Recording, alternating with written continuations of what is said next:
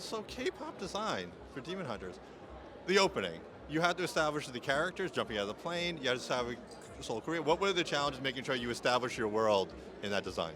You know what? Actually, it's so funny that you bring that up because the true opening for me, the first thing that I worked on when I came out the project was the prologue, was the in the past. And it was just so like evocative of setting up this lore for these characters that it like immediately drew me in. And that's actually the first 2 months I was in the project, that's all I did was prologue stuff. But to answer your actual question, we knew, especially from Maggie, the director, she wanted to represent Seoul so faithfully, and our art director Celine Kim is actually also from Korea, and so we had those two kind of great touchstones to be able to check back with to make sure that everything was authentic and felt right. And we wanted to represent Seoul in a way that felt fresh and new. We didn't want to do what was literally there because, you know, people could go there and see that now. So we wanted to infuse a lot of color, a lot of like, almost like a little bit of like editing or something to make it feel like just fresh and new and poppy. Almost how you would approach, actually in our heads, it was how you would approach a music video. Like a music video version of Seoul. But what I liked is how the design changed as our character got a little more gray, and in relation to the demon. How did you want to change it to represent her emotional arc?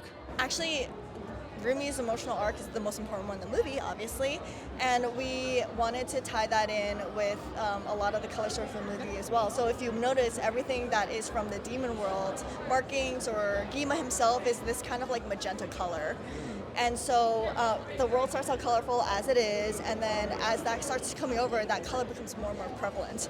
And then at the end, the girls burst through with multitude of colors because that's what they represent. They represent all types of women, all types of, you know, song and things like that, and it just kind of breaks through the monochromaticness of just that like kind of like monochromatic pink and gray and things like that.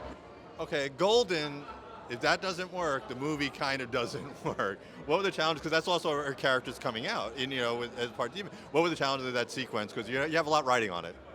You know, actually, we had a lot of talks about Golden as a sequence, not as a song. They were going to handle it. It was going to be great. But I remember a lot of talk with the directors about like what the song Golden represents, and part of it also was the idea that it represented this almost like false promise, this goal that Celine put out for these girls, and that what they actually needed was Rumi was to accept herself. It wasn't what this outside goal for Rumi to reach, but it was for Rumi to accept herself.